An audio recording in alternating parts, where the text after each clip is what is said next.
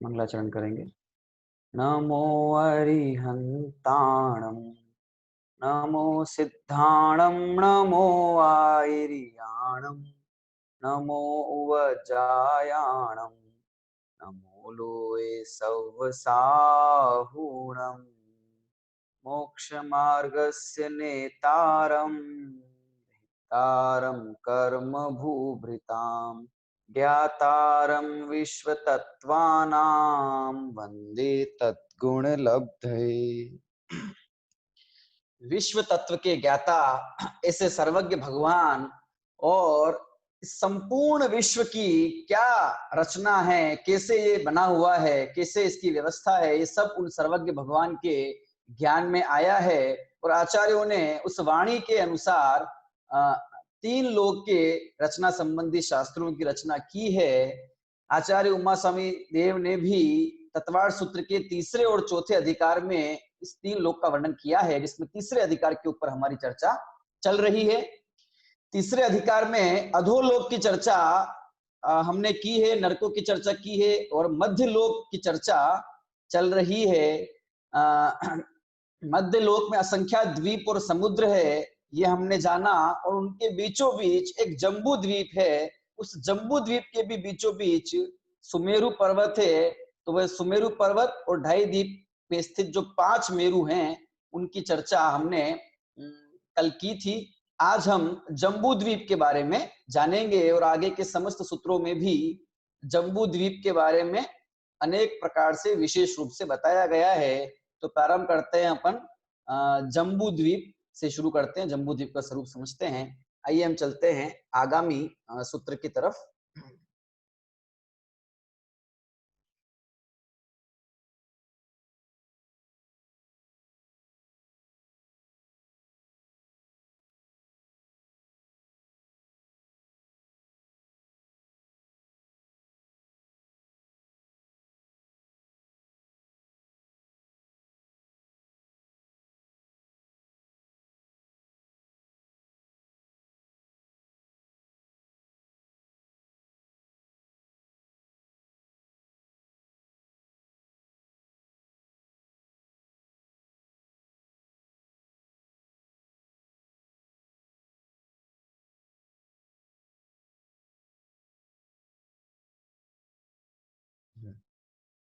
ये जो सूत्र क्रमांक 10 है, 9 तक हमने कल पढ़ा था। सूत्र क्रमांक 10 का हम आज पाठ करेंगे और फिर अर्थ जो है समझेंगे। सूत्र क्रमांक 10 सूत्र पाठ करेंगे। भरत हैमवत हरि विदेह रम्यक हैरण्यवतैरावत वर्षः क्षेत्राणि। पुनः भरत हैमवत हरि विदेह रम्यक हैरण्यवतैरावत वर्षः क्षेत्राणि।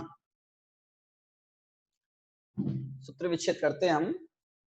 Bharat dash हेमवत dash Hari dash विदेह dash रम्यक dash हैरण्यवत plus Airavat dash वर्षाः क्षेत्राणि।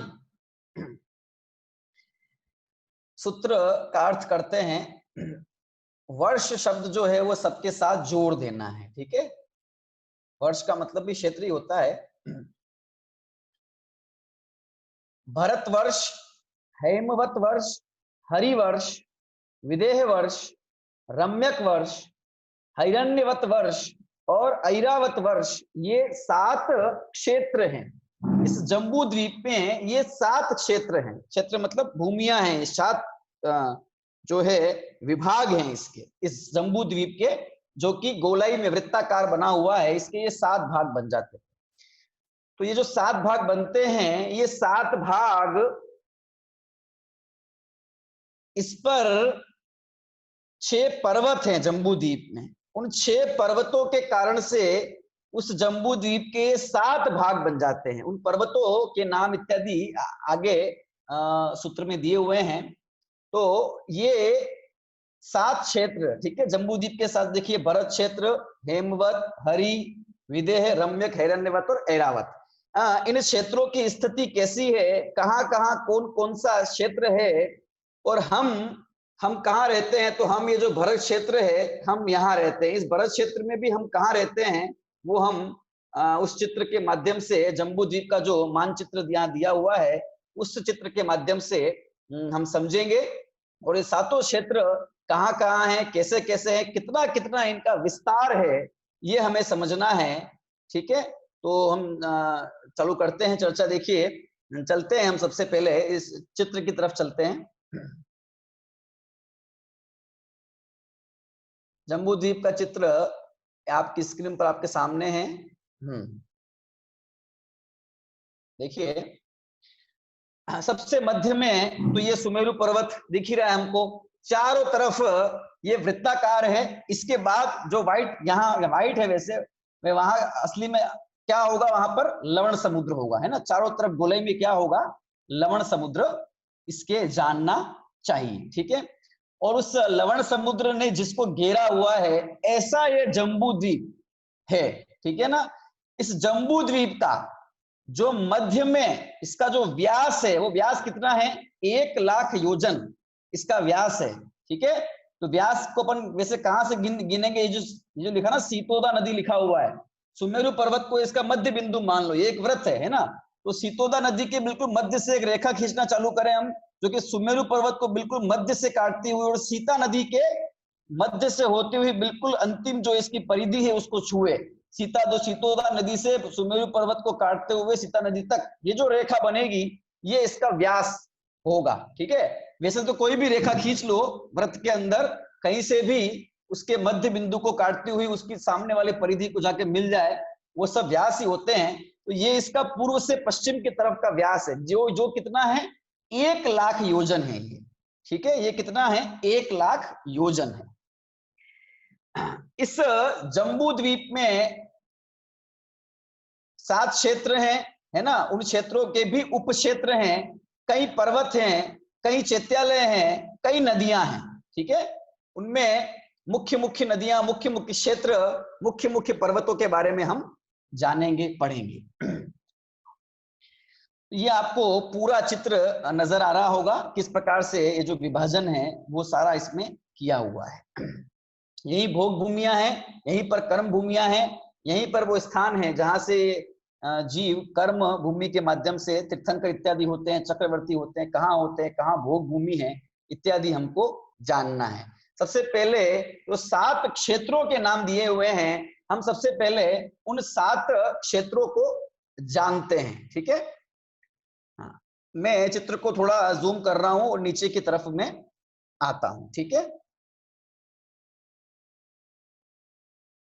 सूत्र के अनुसार चलते हैं हम। सबसे पहले भरत क्षेत्र, ठीक है, सूत्र में लिखा हुआ है, सबसे पहले जो लिखा हुआ है वो लिखा हुआ है भरत क्षेत्र। ठीक है, तो देखिए नीचे जो हरे रंग में है, पूरा का पूरा हरे रंग में है ना, हिमवन पर्वत लिखा, उसके नीचे जो हरे रंग में म्लेच्छखंड म्लेच्छखंड म्लेच्छखंड लिखा हुआ है, फिर बीच में विजयार्ध, फिर भरत क्षेत्र, है ना, आर्यखंड, ये सब लिखा हुआ है। तो ये पूरा ही भरत क्षेत्र है। ठीक है, जहां भरत क्षेत्र लिखा है वो ही नहीं, केवल ये पूरा हरे रंग में म्लेच्छ से लेकर नीचे तक, है ना, जो गोलाई में है पूरा, ये पूरा का पूरा भरत क्षेत्र कहलाता है। एक क्षेत्र, 7 क्षेत्रों में से पहला क्षेत्र है जिसका नाम है भरत क्षेत्र।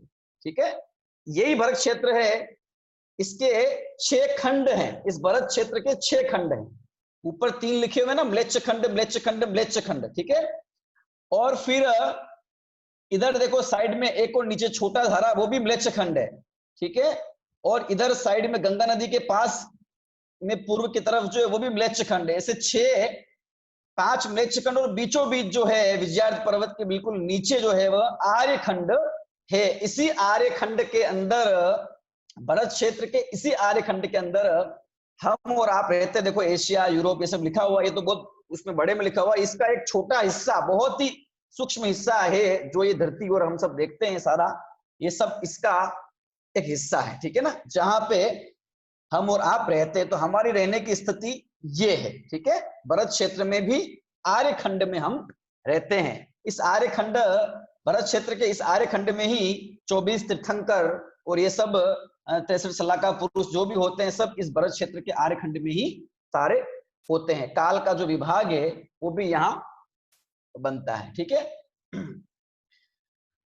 ये भरत क्षेत्र का नाम भरत क्षेत्र क्यों पड़ा, तो इसके लिए भी एक कारण आता है। राजवार्तिक में आचार्य देव लिखते हैं कि इस भरत क्षेत्र में एक भरत नाम का चक्रवर्ती हुआ।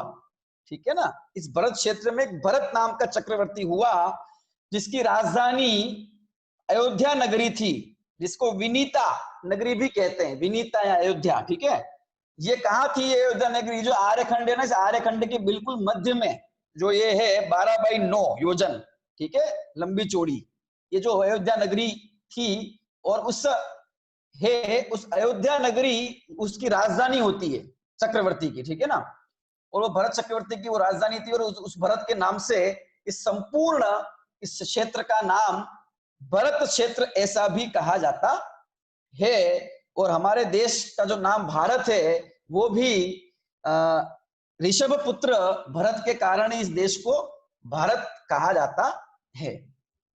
इस संपूर्ण भरत क्षेत्र, दूसरा एक ये भी है कि देखिए ये जो नाम इन क्षेत्रों के हैं ये अनादिकालीन है, रूढ़ी से हैं। तो भरत क्षेत्र नाम वैसे रूढ़ी से भी है, अनादि से भी है। ठीक है, और ये भी एक कारण है जो इसको भरत क्षेत्र हम कहते हैं। ठीक है ना, ऐसा वर्णन राजवार्तिक में आचार्य देव ने लिखा है। ये भरत क्षेत्र हो गया। अभी हम सब क्षेत्रों का विस्तार कितना कितना है वो अपन जानेंगे। ठीक है, इस भरत क्षेत्र के बीचों बीच में एक विजयार्ध पर्वत है ना, देखो लिखा हुआ ना विजयार्ध पर्वत, इस भरत क्षेत्र के बिल्कुल बीच में ये विजयार्ध पर्वत है। विजयार्ध पर्वत इसको इसलिए कहते हैं क्योंकि ये चक्रवर्ती जब 6 खंड का विजय यात्रा जाता है तो उसने आधे खंड का विजय कर ली उसने, इसका निर्धारित पर्वत तक पहुंच गया, मतलब आधा 3 खंड जीत लिए उसने, आधा जीत लिया उसने, कहने का मतलब। ठीक है ना, इसलिए इसका नाम विजयार्ध पर्वत ऐसा होता है। और ऐसा एक ही विजयार्ध पर्वत नहीं है, जम्बूद्वीप में बहुत सारे विजयार्ध पर्वत है, जानेंगे कहाँ कहाँ विजयार्ध पर्वत है। ठीक है ना, और वहां जहां जहां विजयार्ध पर्वत है वहां सब जगह चक्रवर्ती भी होते हैं। तो ये विजयार्ध पर्वत है, और बाकी वर्णन हम जानेंगे धीरे धीरे इस विजयार्ध पर्वत में क्या क्या है। ठीक है ना, ह्रद, ये ऊपर देखो पद्म ह्रद लिखा हुआ है, इन ह्रदों की चर्चा अपन आगे करेंगे। तो ये सामान्य भरत क्षेत्र का हमने स्वरूप समझा है। तो 5 म्लेच्छ खंड हो गए, एक आर्य खंड हो गए, इसी का नाम है 6 खंड। और इन 6 खंडों को जो चक्रवर्ती होता है वो 6 खंडों को जीतता है। ठीक है, इस पर विजय प्राप्त कर लेता है। पूरा भरत क्षेत्र का वह राजा एक छत्र राजा होता है। ठीक है ना, इस भरत क्षेत्र के बाद एक हिमवन पर्वत है। अभी पर्वत को सिर्फ जान रहे हैं, कैसा है क्या है वो हम देखेंगे अगले सूत्र के माध्यम से। ये हिमवन पर्वत के कारण ही विभाग बन गए हैं, 7 विभाग जो बने इन 6 पर्वतों के कारण बने हुए हैं। हिमवन पर्वत लिखा हुआ है ना, इसके बाद देखो हेमवत क्षेत्र है, इसके बाद क्या लिखा हुआ है, हेमवत क्षेत्र। ठीक है, तो ये ऊपर की तरफ बढ़ते हुए उत्तर की तरफ जाते हुए हेमवत, जो सूत्र में क्रम है वही भरत हेमवत। ठीक है, इस हेमवत क्षेत्र में क्या है कि यहाँ पे जगन्य भोग भूमि है, शाश्वत जगन्य भोग भूमि ये यहाँ पर है। और यहाँ जगन्य भोग भूमि मनुष्य तिर्यंश यहाँ पर रहते हैं। ठीक है, इसके बाद महाहिमवन पर्वत है। उस महाहिमवन पर्वत के बाद में हरि क्षेत्र है ना। ये सारे ही जो क्षेत्र हैं वो क्षेत्र कैसे हैं, पूर्व और पश्चिम में लवण समुद्र को छूते हुए हैं। ठीक है, और उनके मध्य में एक एक नदी बह रही है, पूर्व में अलग पश्चिम में अलग। ठीक है, उस नदी के कारण से इन क्षेत्रों के भाग बन जाते हैं। ठीक है ना, पूरे। और यहाँ पूरे में जगन्य भोग भूमि हेमवत में है। इसी तरह हरि क्षेत्र के अंदर पूरे में मध्यम भोग भूमि है। ठीक है, और बाकी यहाँ पर जो है देवों के भवन इत्यादि भी हैं। ठीक है, ये मध्यम भोग भूमि है, हरि क्षेत्र है ना, पूरी पूर्व से लेकर पश्चिम तक और ये विभाग बन गया। इसके बीच में क्या है, आपका मन प्रश्न खड़ा हुआ, ये बीच में क्या दिख रहा है, ये गोल सा हेमवत क्षेत्र लिखा हुआ, ये नाभिगिरी है ना, ये नाभिगिरी है जो 5 क्षेत्र, इधर 4 क्षेत्रों में है ना, बीच में सुमेरु पर्वत है, और नीचे भरत क्षेत्र ऊपर ऐरावत को छोड़ के और बीच के सुमेरु को छोड़ के बाकी जो 4 क्षेत्र बचते हैं उनमें बीचों बीच में ये नाभिगिरी विद्यमान है। ठीक है, ये इन सब क्षेत्रों के बीचों बीच नाभिगिरी है। अब आगे आ जाइए, इस हरिक्षेत्र के बाद में देखिए निषद पर्वत दिख रहा है आपको, है ना। इस निषद पर्वत से ऊपर और ये नील पर्वत लिखा हुआ है, इसके नीचे इसके बीच का जो एरिया है, ये बीच का एरिया, ये सारा जो है ये विदेह क्षेत्र है, ये पूरा ही विदेह क्षेत्र है। और इस विदेह क्षेत्र के मध्य में जो मध्य विदेह क्षेत्र है वहीं पर उत्तर कुरु, देव कुरु भोग भूमियां हैं, सुमेरु पर्वत है, भद्रसाल वन है जो हमने कल जाना था, है ना। ये पूरा, ठीक है, पूरब से लेकर पश्चिम तक, इधर भी पूरब से लेकर पश्चिम तक ये पूरा विदेह क्षेत्र है। और विदेह क्षेत्र सबसे बड़ा है, इन सभी क्षेत्रों में विदेह क्षेत्र सबसे बड़ा है। और इन सब क्षेत्र भी कैसे छोटे बड़े हैं वो भी अपन जानेंगे, ठीक है ना। ये पूरा विदेह क्षेत्र है, ये विदेह क्षेत्र है जहां पर, विदेह क्षेत्र इसलिए बोलते हैं कि यहाँ पर कभी भी धर्म का लोप नहीं होता, यहाँ सदा ही तीर्थंकर विराजमान रहते हैं, उनकी दिव्य ध्वनि सदा ही खिलती रहती है। और यहाँ के जीव देह से मुक्त होने का सदा ही प्रयास करते रहते हैं, ठीक है। इसलिए इस क्षेत्र को विदेह क्षेत्र ऐसा कहा जाता है, सदा ही धर्म यहाँ विद्यमान रहता है। इसलिए किसी को ये चिंता हो कि फिर क्या होगा, पंचम काल के बाद में क्या होगा, धर्म का लोप हो रहा है, तो धर्म तो शाश्वत वस्तु है, इसका कभी लोप होने वाला है नहीं। वैसे तो वस्तु का स्वभाव ही धर्म है, तो स्वभाव का कभी अंत नहीं होता, तो धर्म कभी नष्ट नहीं हो सकता। और वैसे जिनेंद्र भगवान के उपदेश रूप जो धर्म तीर्थ है उसका भी शाश्वत प्रवाह, वो उसका भी शाश्वत दिव्य ध्वनि का खिलना में धर्म प्रवर्तन होता है, अनादिकाल से हो रहा, अनंत काल तक होता रहेगा। और इस विदेश क्षेत्र में सदा ही तीर्थंकर विराजमान रहते हैं जिनकी दिव्य ध्वनि खिलती है। कहाँ कहाँ वे तीर्थंकर रहते हैं, और विरहमान जो हम कहते हैं, विहरमान 20 तीर्थंकर, विद्यमान 20 तीर्थंकर, तो वे 20 तीर्थंकर कहाँ कहाँ होते हैं ये हमको समझना है। और 20 में से जम्बू द्वीप से संबंधित तीर्थंकर कौन से हैं और कहाँ कहाँ हैं ये हमको देखना है, हम समझेंगे। ये विदेश क्षेत्र आपको यहाँ नजर आ रहा होगा, ठीक है। इस विदेश क्षेत्र को हम समझेंगे, पहले हम इस सारे क्षेत्र देख लेते हैं एक बार, फिर इनका विस्तार देखते हैं, फिर अपन समझते हैं, ठीक है। इसके ऊपर नील पर्वत के बाद में देखो विदेश क्षेत्र के नीचे जैसी रचना है, जैसी रचना विदेश क्षेत्र के नीचे है वैसी ही रचना विदेश क्षेत्र के ऊपर भी सेम टू सेम बनी हुई है, वैसी ही रचना विदेश क्षेत्र के ऊपर भी सेम बनी हुई है, ठीक है। फिर नील पर्वत के ऊपर देखिए विदेश क्षेत्र के बाद रम्य क्षेत्र लिखा हुआ ना, रम्य क्षेत्र, ठीक है। भरत, ऐरावत, हरि, विदेह, रम्य क्षेत्र यहाँ पर है। और ये भी मध्यम भोग भूमि है। उत्तम भोग भूमि कहाँ है कि विदेश क्षेत्र के मध्य में उत्तर कुरु और देव कुरु, ये उत्तम भोग भूमियां हैं। फिर नीचे विदेश क्षेत्र के ठीक नीचे और ठीक ऊपर ये मध्यम भोग भूमियां हैं, है ना। मध्यम भोग भूमि दो है, एक रम्य क्षेत्र और एक कौन सा, हरि क्षेत्र। और उसके ऊपर रुक्मी पर्वत है, ठीक है। नील पर्वत, नील वेडूरी मणि, नील मणि के समान इसका कलर है, इसलिए इसको नील पर्वत कहते हैं।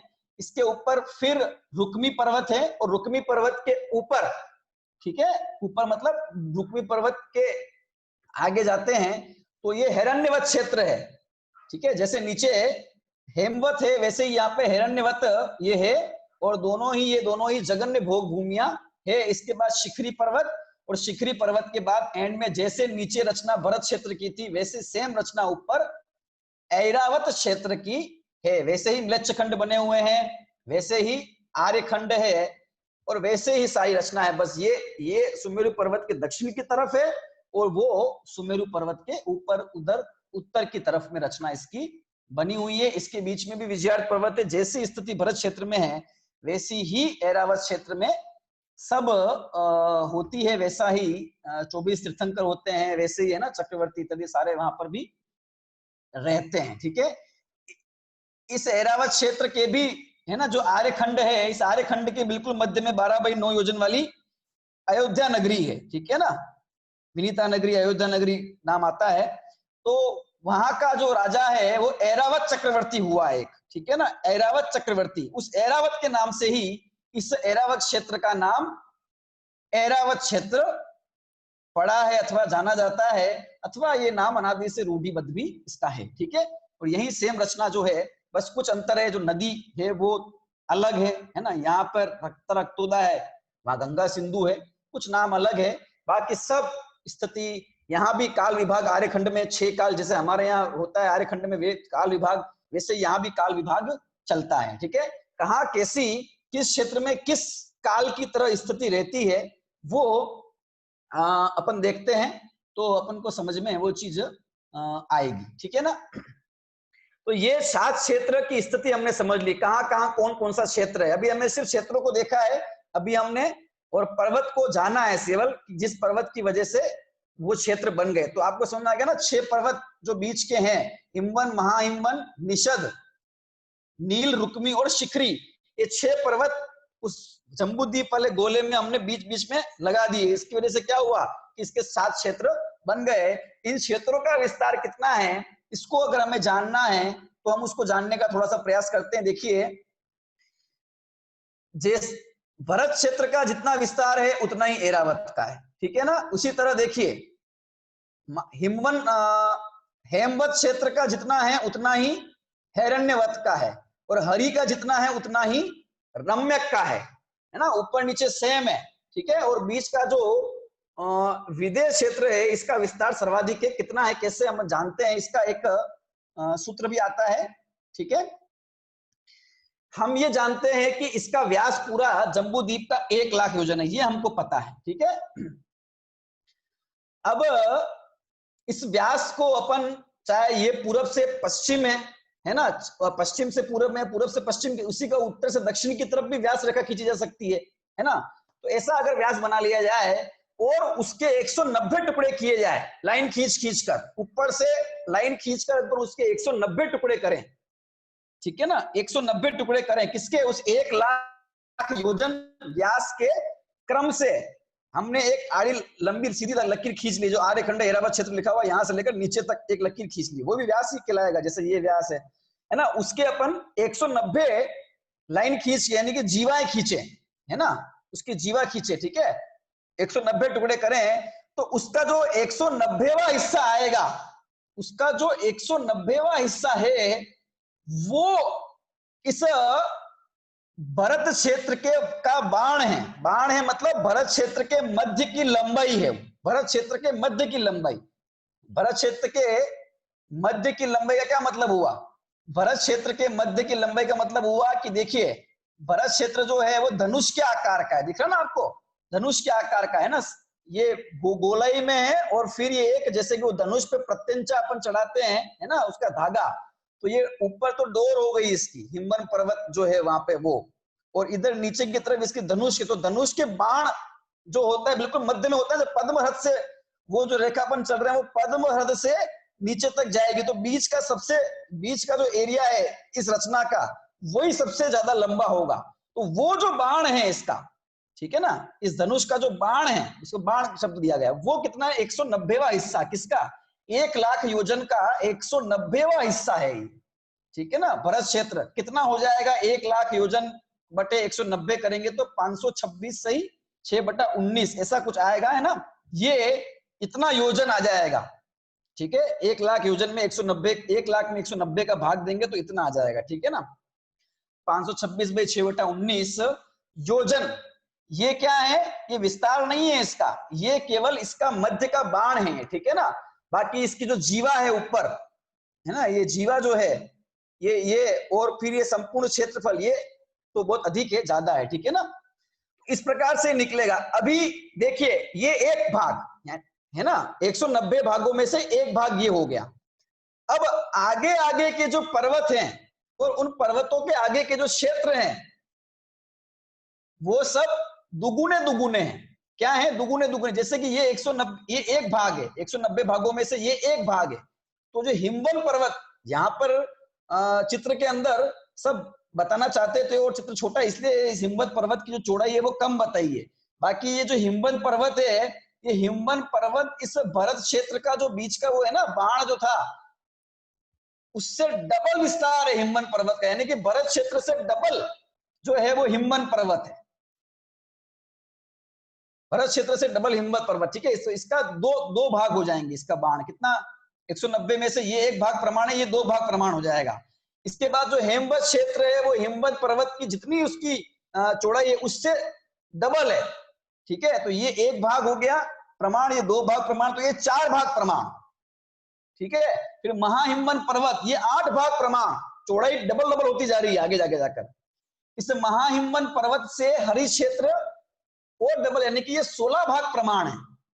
कितना हो गया, 16 भाग प्रमाण। ठीक है, अब यहां रुक जाना। ठीक है, और निषद पर्वत ले लीजिए 32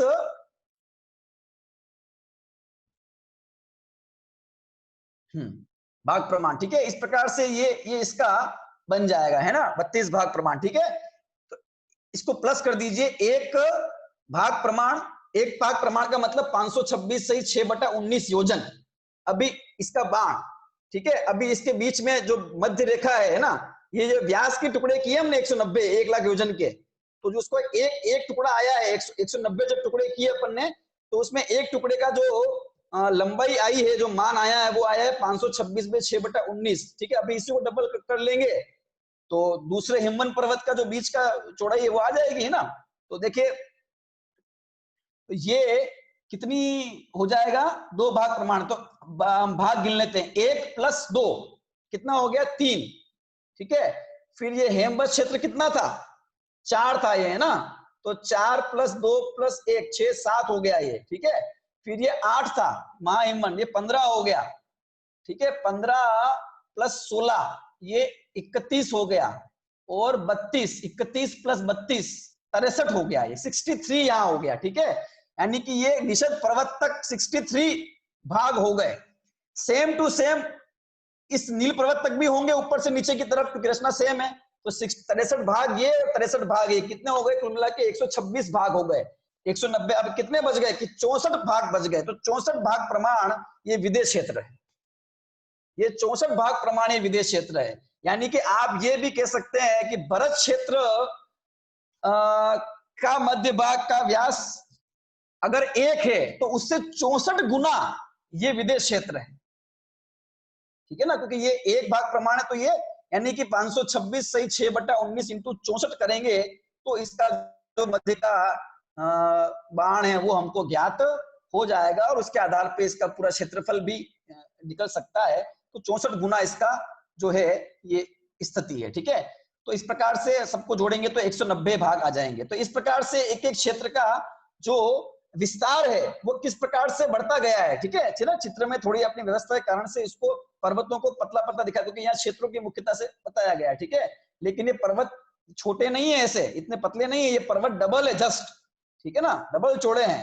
जितना ये भरत क्षेत्र का विस्तार है ना, बीच का ये बाण है, उससे डबल बनाओ तो हिमवन पर्वत बनता है, उससे डबल बनाओ तो फिर हेमवत क्षेत्र बनता है। ऐसे डबल डबल जाना है निषद पर्वत तक, फिर वो 64 का बनेगा, है ना, बिल्कुल, और फिर वो ऐसा बनेगा, ये इसकी स्थिति रहेगी। ठीक है ना, और इधर बीच में अगर हम व्यास को वैसा ही पूर्व से पश्चिम तक रखें तो वो 1 लाख योजन कैसे होगा। देखिए, हमने कल भी जाना था, सुमेरु पर्वत है ना, 10,000 योजन इसका व्यास है, तो ये 10,000 योजन। फिर इसके इधर और इधर दोनों तरफ भद्रसाल वन है, कहां तक, जहां तक ये चालू नहीं हो जाता विदेश क्षेत्र, पूर्व पश्चिम विदेश, तो ये 22 हजार योजन है दोनों तरफ। ठीक है, तो 22 + 22 + 10 हो गया, कितना हो गया, 54,000 योजन हो गया।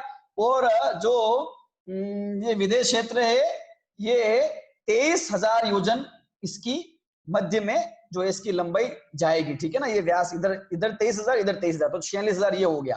तो 54 + 46 ऐसा 1 लाख योजन पूर्व से पश्चिम और 1 लाख योजन उत्तर से दक्षिण करके हमने जान लिया। और भरत क्षेत्र जो है वो उसका 190वां हिस्सा है। ठीक है ना, उसका 190वां हिस्सा है उसका जो बाण है उस व्यास का। ठीक है, इस प्रकार से हमने इनकी जो क्षेत्र है, क्षेत्रफल वगैरह है, उसको अपन ने जाना है। ठीक है, और ये जो पर्वत, प्रत्येक पर्वत है, इन पर्वतों का क्या स्वरूप है, इन पर्वतों का कैसा क्या है वो अपन आगामी जो कक्षाएं होंगी हमारी उनमें पर्वत, पर्वत के ऊपर हृद लिखा हुआ, देखो सब में हृद लिखा हुआ, पद्म हृद, फिर महापद्म, ये भी हृद है, ठीक है, तिगिंच हृद है ना, जगह कम होने से सिर्फ तिगिंच लिखा हुआ है, ठीक है। उसके बाद फिर ऊपर केसरी, महापुंडरीक, ये सब हृद तालाब हैं, सारे के सारे तालाब पर्वतों के ऊपर है, ठीक है।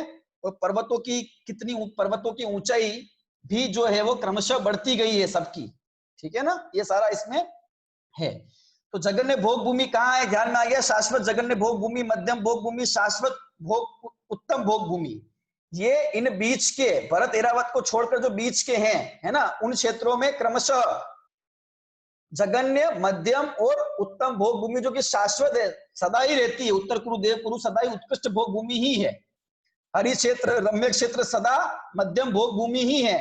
हेमवत क्षेत्र और हिरण्यवत क्षेत्र सदा जगन्य भोग भूमि ही है। अब कर्म भूमि जो है वो कहाँ कहाँ है वो जानना। तो कर्म भूमि देखो, ये यहाँ जो भरत क्षेत्र है, यहाँ है कर्म भूमि, ठीक है ना। और ऊपर एरावत क्षेत्र है, वहां पर भी कर्म भूमि है। और कर्म भूमि के अंदर भी जो वहां, यहाँ भी जो देखो आर्यखंड के अंदर 6 विभाग पड़ते हैं ना, 6 विभाग पड़ते हैं, ठीक है ना, कर्म भूमि के अंदर आर्यखंड में। तो जो पहला काल है ना, पहला, जैसे कि अभी अवसर्पिणी चल रहा है तो अपन इसका पहला, ठीक है, पहला जो काल है वो उत्तम भोग भूमि जैसा होता है पूरा वहां पर। फिर दूसरा काल आता है तो मध्यम भोग भूमि जैसा हो जाता है, तीसरे में जगन्य भोग भूमि जैसा हो जाता है, चौथे से कर्म भूमि फिर शुरू होती है, ठीक है। ऐसा ही व्यवस्था ऊपर की तरफ वहां भी रहती है, ठीक है। अब चक्र, हमने सुना है कि चक्रवर्ती 6 खंड का अधिपति है, वह 6 खंड पे राज्य करता है ना। और फिर वह पर्वत पर, ऊपर एक पर्वत पर अपना नाम लिखता है, लेकिन उस पर्वत पर कहीं भी नाम लिखने की जगह नहीं, क्योंकि इस भरत खंड को, इस भरत क्षेत्र को पूर्व में अनादिकाल से अनंत चक्रवर्ती जीत चुके हैं और वे सब अपना अपना नाम लिख चुके हैं। तो वो वहां पर फिर किसी पूर्व चक्रवर्ती, दूसरे चक्रवर्ती का नाम मिटाकर फिर अपना नाम लिखता है, इस प्रकार का हम सुनते हैं। तो वो पर्वत कहाँ है ना, वृषभगिरी पर्वत, वृषभगिरी, जिस पर वो अपना नाम लिखता है। तो ये पर्वत देखो, ये जो म्लेच्छ खंड लिखा ना, विजयार्थ पर्वत के ऊपर जो म्लेच्छ खंड है, उस म्लेच्छ खंड के बीच में वह पर्वत है और उस पर्वत पर जो है वह अपना नाम चक्रवर्ती लिखता है। इसी प्रकार से ऊपर का चक्रवर्ती, ये भी ये म्लेच्छ खंड के इधर यहाँ भी गिरी है, पर्वत है, वहां वो अपना नाम लिखता है ना। इस प्रकार से चक्रवर्ती जो होते हैं वो इन क्षेत्रों को जीतते हैं और इसमें रहते हैं, ठीक है। ये जो आपको बीचों बीच विदेश क्षेत्र दिख रहा है, ये विदेश क्षेत्र के देखो, विदेश क्षेत्र के कितने भाग हो गए ये देखिए ध्यान से आप। भद्रसाल वन खत्म हुआ, ग्रीन कलर वाला, इधर भी है ना। फिर एक लाइन है भद्रसाल वेदी जो है वो वहां बनी हुई है, ठीक है ना। भद्रसाल वेदिका है, वेदिका मतलब उसका कोट है, बाउंड्री है, ठीक है। और ये जो जम्बू द्वीप है, जम्बू द्वीप के चारों तरफ भी बाउंड्री होती है, जो हमको दिख रही है ब्लैक ब्लैक, ये चारों तरफ बाउंड्री है जम्बू द्वीप के, न केवल जम्बू द्वीप के, हर द्वीप और हर समुद्र के पूरे चारों तरफ बाउंड्री रेखा होती है, जिसको कि जगती कहा जाता है। ये जगती है, जम्बू द्वीप की जगती रत्नमयी होती है। और ये जगती जहां जहां नदियां लवण समुद्र में मिलती है, वहां वहां इस पे द्वार बने हुए, तोरण द्वार, ठीक है। और पूरब, पश्चिम, उत्तर, दक्षिण 4 दिशाओं में भी तोरण द्वार बने हुए हैं। तो वो स्थान जो है खुले हुए हैं और वहां से जो नदियां हैं वो समुद्र में जाकर मिल जाती है। इस प्रकार की कृत्रिम और अत्यंत ही सुंदर मनमोहक रचना सब बनी हुई है, ठीक है, रत्नमयी है और सारा मणियों से रचित खचित ये पूरा एरिया होता है, ठीक है। ये सब हम चित्रा पृथ्वी के ऊपर की बात जान रहे हैं, ठीक है ना। ये जानना, ये तिर्यक लोग है, इसलिए अपन इसको तिर्यक विस्तार से सारा जान रहे हैं। ये जो विदेश क्षेत्र है, विदेश क्षेत्र के सबसे पहले 2 हिस्से हैं। सुमेरु पर्वत के पूर्व में जो है वो पूर्व विदेह कहलाता है और सुमेरु पर्वत के जो पश्चिम में है वो पश्चिम विदेह कहलाता है, ठीक है। सीता नदी वाला जो है वो पूर्व विदेह है और सीतोदा नदी वाला जो है वो पश्चिम विदेह है। ये विदेश क्षेत्र है। विदेश क्षेत्र में हमने सुना है कि 32 नगरियां होती है ना। तो ये 32 नगरियां कैसे होती, देखिए, भद्रसाल वन खत्म हो गया, वेदिका आगे वो खत्म हो गया, उसके बाद फिर ये यहाँ पर 4 वक्षार गिरी है, 4 वक्षार गिरी है, ठीक है ना। सबसे पहले बीच में सीता नदी जा रही है, इसने इस पूर्व विदेह को 2 भागों में बांट दिया, एक उत्तर पूर्व विदेह, दक्षिण पूर्व विदेह। ऊपर वाला विदेह क्षेत्र, पूर्व विदेह क्षेत्र, नीचे वाला पूर्व विदेह क्षेत्र। इसी तरह इस सीतोदा नदी ने भी क्या किया, इस विदेह पश्चिम विदेह को दो भागों में बांट दिया, ऊपर वाला पश्चिम विदेह, नीचे वाला पश्चिम विदेह। ठीक है, अब इस पूर्व विदेह के जो दो हिस्से हो गए, उत्तर वाला जो हिस्सा है इसके भी 8 हिस्से बन जाते हैं। 8 क्षेत्र हैं इसमें, हिस्से वास्तव बड़े बड़े हैं काफी, 8 क्षेत्र हैं इसके अंदर, क्योंकि हम जान रहे हैं 64 गुना इससे बड़े क्षेत्र से 8 क्षेत्र हैं। जो 8 जो इसके हिस्से बनते हैं वो कैसे बनते हैं, तो 4 वक्षारगिरी, 4 पर्वत और 3 विभंगा और नदियां हैं। यहाँ पर विभंग मतलब तोड़ देती है उस विदेश क्षेत्र को, इसलिए ये जो बीच में लाइन दिख रही है आपको 1 2 फिर लाइनें, ये लाइनें जो हैं ये लाइन एक्चुअल में ये इसमें से 4 पर्वत और 3 नदियां हैं। ठीक है ना, वक्षार पर्वत, ठीक है ना, तो 4 और 3 7 बीच में इसके विभाजन रेखाएं हैं, इसकी वजह से ये 8 खंड बन जाते हैं। इसी प्रकार से 8 नीचे बन जाते हैं। इसी प्रकार से पश्चिम विदेह में भी 8 ऊपर और 8 नीचे, तो 8 चौके 32 ये विदेश क्षेत्र की नगरियां बन जाती है। और हर एक नगरी में देखो नंबर 1 लिखा हुआ है कच्छा, नंबर 1 का नाम है कच्छा नगरी। हर एक नगरी के अंदर, नगरी नहीं है क्षेत्र है ये पूरे के पूरे, हर एक क्षेत्र के अंदर 6 खंड है। हर एक क्षेत्र में 6 खंड, जैसे हमारे यहाँ 6 खंड है ना भरत एरावत में, वैसे यहाँ भी 6 खंड हैं। क्योंकि ऊपर जो नील पर्वत है, इस नील पर्वत से निकलने वाली जो 2 नदियां यहाँ से निकलती है, गंगा सिंधु इत्यादि भी इनके नाम आते हैं ना, और दूसरे इनके नाम प्राप्त होते हैं, वो नदियां यहाँ से गिरती है। और एक कच्छा, सुकच्छा, महाकच्छा, इन सबके बीचों बीच विजयार्थ पर्वत है। यहाँ भी विजयार्थ पर्वत है, यहाँ भी सब जगह विजयार्थ पर्वत है। हर एक क्षेत्र में एक विजयार्थ पर्वत, 32 क्षेत्रों में 32 विजयार्थ पर्वत है, सेम ऐसे है। और वो 2 नदियां ऊपर से गिर रही है ना, उस विजयार्थ पर्वत इस कच्छा को 3 भागों में बांटती हुई 2 नदियां ऊपर से आ रही है, जो विजयार्थ की वजह से मेल कटती है, और फिर नीचे जाकर वो नदियां इस सीता नदी में मिल जाती है। तो 6 हिस्से बन जाते हैं। ठीक है, हम ये कच्छा में है नहीं, तो बता रहा हूं मैं, वो चित्र बहुत फिर वैसा हो जाता, नजर नहीं आता, इसलिए इसको थोड़ा सा वैसा बनाया गया है। ठीक है, तो ये कच्छा के बीचों बीच विजयार्थ पर्वत, ऊपर से नील पर्वत से बहती हुई 2 नदियां एक इधर से आ रही है, और ये जाके सीता नदी में, ऐसे 6 हिस्से बन गए। ठीक है, फिर वही हिसाब वही बन जाएगा। ठीक है, इसमें से 5 म्लेच्छ खंड है और इसमें से 1 आर्य खंड होता है। ठीक है ना, लेकिन यहाँ पर जो है आर्य खंडों में, और यहाँ पे 6 काल परिवर्तन नहीं होता, सदा चौथा काल आर्य खंडों में सदा ही चौथा काल बना रहता है। उन आर्य खंडों से ही जो है ये तीर्थंकर होते हैं और सदा मोक्ष प्राप्त करते रहते हैं। ठीक है, इस हर एक क्षेत्र में, जैसे यहाँ पे 6 खंडों को चक्रवर्ती जीतता है, तो वहां भी 6 खंडों को चक्रवर्ती जीतता है, वहां भी पर्वत है बीच में। ठीक है ना, वहां जाके अपना वो नाम लिखता है। ये सब व्यवस्था 32 ही विदेश क्षेत्रों में सारी व्यवस्था एक जैसी होती है। और जो विद्यमान भी ऐसे ही सेम सुकच्छा में, ऐसे ही महाकच्छा में होगा, ऐसे ही 32 नगरियां हैं। ठीक है, और जो तीर्थंकर अभी विद्यमान है सीमंदर भगवान, तो देखिए ये जो 8वां है ना, ये देखिए 8वां जो आपको दिख रहा है पुष्कलावती क्षेत्र, इसमें पुंडरीकड़ी नाम की नगरी है ना, इनकी भी राजधानियां है, सबकी राजधानियां हैं कच्छा की, सबकी, जैसे भरत क्षेत्र की अयोध्या है, वैसे यहाँ सीमंदर भगवान लिखा हुआ है। सीमंदर भगवान, ये सीमंदर भगवान यहाँ पर विराजमान है। इसी तरह यहाँ युगमंदर है, यहाँ सब तरफ इन चारों में ये है। ठीक है, ऐसी रचना से हम आगे की है। अभी हमारा समय पूर्ण हुआ है, तो अभी हम जम्बू द्वीप को हमने सामान्य रूप से संक्षेप में समझा। अभी की चर्चा अपन यहीं पे